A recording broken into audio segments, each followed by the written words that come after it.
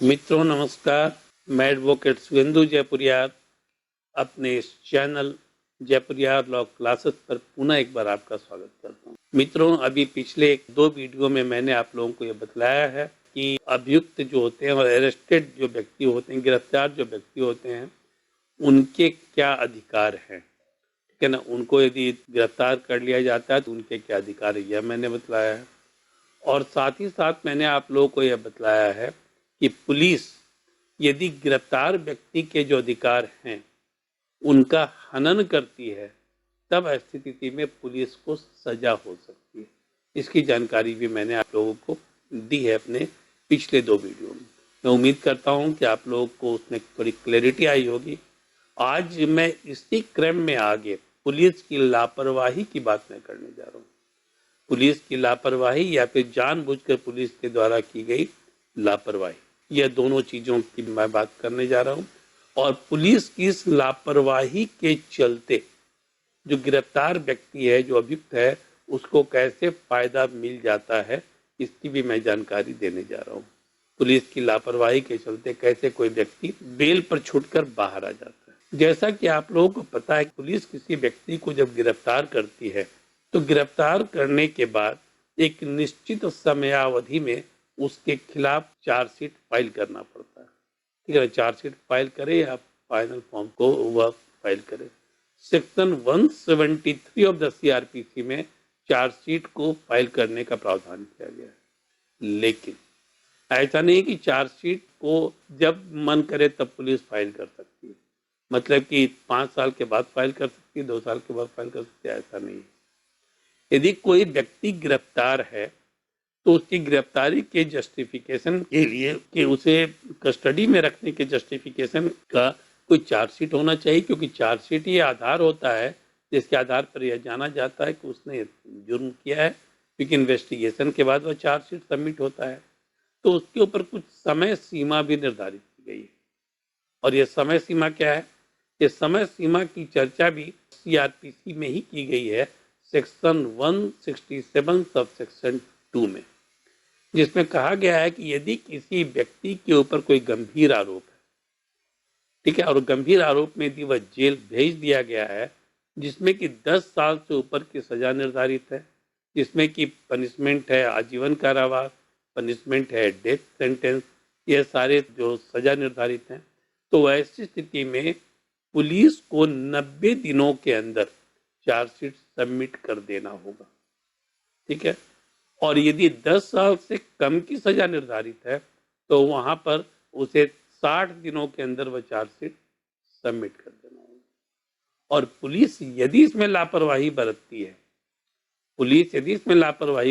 है, तब ऐसी स्थिति में वह व्यक्ति यदि डिफॉल्ट बेल पिटीशन फाइल करता है, तब उसे बिना किसी सुनवाई के जमानत दे दिया जाता है।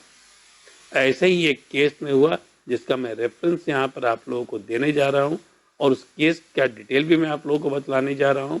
और साथ ही साथ आप लोगों को यह भी बतलाने जा रहा हूँ कि लोअर कोर्ट के द्वारा दिए गए जमानत को सुप्रीम कोर्ट के 3 सदस्यीय बेंच ने उसे भी अफर्म कर दिया, उसे भी अप्रूव कर दिया। अब सोचिए कि पुलिस की लापरवाही का नतीजा क्या होता है, यानी पुलिस की लापरवाही का नतीजा क्या होता है। यह केस है महाराष्ट्र के सांगली जिले का। यहाँ पर Aslam Babalal Desai versus state of Maharashtra का यह केस तो 1990 का है, और 1992 में सुप्रीम कोर्ट ने इस पर ऑर्डर पास किया। यद्यपि यह केस पुराना है, लेकिन यह बार बार इसका रेफरेंस डिफरेंट केस में आता है, डिफॉल्ट बेल में आता है, और अभी भी बहुत सारे केस में इसका रेफरेंस आया है। बहुत सारे डिफॉल्ट बेल जो ग्रांट किए गए हैं उस पर यह रेफरेंस आया है। इसीलिए मैं इसकी चर्चा डिटेल में आपके सामने करने जा रहा हूँ। ये असलम बाबालाल देसाई के साथ अन्य 7 अभियुक्त जो थे, वह दंगे के आरोप में, मर्डर के आरोप में, ठीक है ना, वायलेंस के आरोप में, किसी को इंज्योर करने के आरोप में, वे सारे लोग इम्प्लीकेट कर दिए गए, गिरफ्तार कर लिए गए। उनके ऊपर सेक्शन 147 दंगा करने का आरोप, 148 आर्म्ड डेडली वेपन्स के साथ दंगा करने का उनके ऊपर आरोप लगा, 302 मर्डर का आरोप उनके ऊपर लगा और 323 उनके ऊपर लगाया गया कि वह जो वॉलंटरली हर्ट लोगों को किया उन्होंने, उसको इंज्योर किया, उसका आरोप लगा। और 149 लगा अनलॉफुल असेंबली के लिए। ठीक है, अनलॉफुल असेंबली के लिए किसी ऑफेंस को करने हैं। अनलॉफुल असेंबली फिर जो कॉमन ऑफेंस करना था इन लोगों को, उसके लिए कॉमन इंटेंशन के लिए ये इन लोगों के ऊपर ये धारा 149 भी लगाया गया। और ये सभी धाराएं जो थी 323 को छोड़कर ये कॉग्निजेबल ऑफेंस के तहत नॉन बेलेबल ऑफेंस में आती। ठीक है, नॉन बेलेबल ऑफेंस में आती। तो मतलब इन्हें बेल मिलना नहीं था और इन्हें गिरफ्तार कर लिया गया। गिरफ्तार करने के बाद इन लोगों ने बेल पिटीशन मूव किया, लेकिन बेल पिटीशन मूव जब तक वे लोग करते और वह नीचे से रिजेक्ट होकर हाई कोर्ट में भी गया, जहां जब तक इसकी सुनवाई होती तब तक 60 दिनों की अवधि बीत चुकी थी। 60 दिन हो गया। इन लोगों ने 60 दिन जैसे ही पूरा हुआ, इन लोगों ने अपने बेल पिटीशन को हाई कोर्ट से विड्रॉ कर लिया और 60 दिनों की अवधि पूरी हो गई। तब इन लोगों ने नए प्रोविजन के तहत, दूसरे प्रोविजन के तहत इन लोगों ने 167 सबसेक्शन 2, जिसमें कि डिफॉल्ट बेल का प्रोविजन किया गया है, उसके तहत इन लोगों ने सांगली में डिस्ट्रिक्ट एंड सेशन जज के कोर्ट में फाइल कर दिया डिफॉल्ट बेल पिटीशन। ठीक है ना, बेल पिटीशन का प्रोविजन वही है, 437 के तहत ही फाइल किया गया। और सांगली के डिस्ट्रिक्ट एंड सेशन जज ने टेक्निकल आधार पर कि पुलिस ने चूंकि सबमिट नहीं किया है, 90 दिनों की अवधि थी, तो 90 दिनों के अंदर चूंकि सबमिट नहीं किया चार्जशीट को, इसीलिए उन्हें बेल दे दिया गया। तो अब क्या हुआ, जैसे 90 दिनों की अवधि पूरी हुई, उन्हें बेल तो मिल गया और जैसे ही उन्हें बेल मिला, पुलिस ने चार्जशीट सबमिट कर दिया। अब क्यों डिले किया और क्यों तुरंत बाद में सबमिट कर दिया गया, यह बताने की मुझे आवश्यकता नहीं है, आप भी भली बात समझ रहे हैं। अब जब सबमिट कर दिया गया तो प्रोसिक्यूशन ने और स्टेट ने क्या किया, स्टेट ने सेक्शन 439 सब सेक्शन 2 के तहत हाई कोर्ट में एक कैंसलेशन ऑफ बेल के लिए एक पिटीशन फाइल कर दिया। और बॉम्बे हाई कोर्ट ने यह माना कि चूंकि यह टेक्निकल ग्राउंड पर बेल दिया गया है और चार्जशीट सबमिट हो चुका है, उसी आधार पर इनको बेल दिया गया था कि पुलिस का डिफॉल्ट था, पुलिस ने समय पर फाइल नहीं किया, इसलिए इन्हें बेल मिल गया। लेकिन चूंकि पुलिस ने भी फाइल कर दिया है, तब अब तो डिफॉल्ट रहा नहीं, तब ऐसी स्थिति में इसके बेल को कैंसल कर दिया गया। स्टेट ने जो डिमांड किया था, जो प्रेयर किया था, उसको मानते हुए उस बेल को उसने कैंसिल कर दिया और असलम बाबा लाल देसाई को नीचे की अदालत में सरेंडर करने का आदेश दे दिया। असलम बाबा लाल देसाई ने सरेंडर किया, लेकिन यह तुरंत ही उसमें अपील में चले गए सुप्रीम कोर्ट में। सुप्रीम कोर्ट के 3 जजों की बेंच ने, जिसमें कि justice A Ahmadi, justice MM पंची और जस्टिस के रामास्वामी यह थे, इनके 3 जजों की बेंच ने इस पर सुनवाई की। काफी विस्तृत सुनवाई हुई और विस्तृत सुनवाई के बाद इन लोगों ने यह माना कि चूंकि भले ही टेक्निकल ग्राउंड पर असलम बाबा लाल देसाई को बेल दे दिया गया है, लेकिन 167 सबसेक्शन 2 के तहत जो प्रावधान है वो एब्सोल्यूट है और ऐसी स्थिति में इसे कैंसिल नहीं किया जा सकता। उन्होंने जो अपना ऑब्जर्वेशन दिया उसमें कहा कि लोअर कोर्ट ने, डिस्ट्रिक्ट एंड सेशन कोर्ट ने जो अपना ऑर्डर पास किया है वो ऑर्डर बिल्कुल सही है।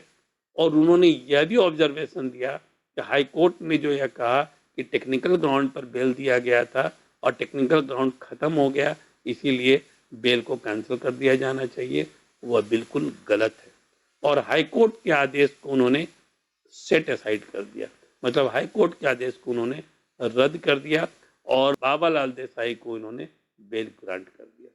तो मित्रों, मेरे कहने का मतलब यहाँ पर यह है कि पुलिस यदि लापरवाही करती है, तो उसका फायदा अभियुक्त को मिल सकता है और अभियुक्त उसका फायदा उठाते भी हैं। हम और आप जो कि वकालत कर रहे हैं, इस मौके को ही ढूंढते रहते हैं।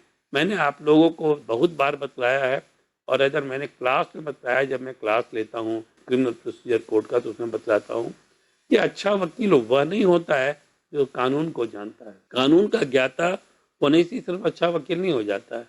कानून में क्या छेद है, और किस क्षेत्र से किसी भी आरोपी को निकाला जा सकता है, इसको जानना आवश्यक है। यदि आप यह जान लेते हैं, तब आप ऐसी स्थिति में आप सक्सेसफुल लॉयर बनते हैं। और पुलिस लापरवाही बरतती है। पुलिस ने ऐसी लापरवाहियां बहुत बार बरती है। अभी रिसेंटली भी बहुत सारे केसेस आए हैं जिसमें कि असलम बाबा लाल देसाई का रेफरेंस देकर उन्हें बेल दे दिया गया। तो मित्रों, तो मैं उम्मीद करता हूं कि आप जो लोग वकालत कर रहे हैं, इन सारे प्रावधानों को समझ रहे होंगे और कैसे इनको यूज करना है उसे भी समझ रहे होंगे। तो मित्रों, आज यहीं तक। मैं उम्मीद करता हूं कि आप लोगों को यह अच्छी तरह से समझ में आया होगा। और मैं पहले भी डिफ़ॉल्ट बेल पर अपना एक वीडियो अपलोड कर चुका हूं, लेकिन मैंने केस लॉ की चर्चा नहीं की थी और केस की डिटेलिंग नहीं की थी। इस बार मैंने आपको केस के द्वारा समझाने का प्रयास किया है, जो कि मैं उम्मीद करता हूं कि आप अच्छे से समझ गए होंगे। मित्रों, अभी तक आप लोगों ने मेरे इस चैनल को सब्सक्राइब नहीं किया है, तो मेरा रिक्वेस्ट है आप लोगों से कि आप इसे सब्सक्राइब कर लें।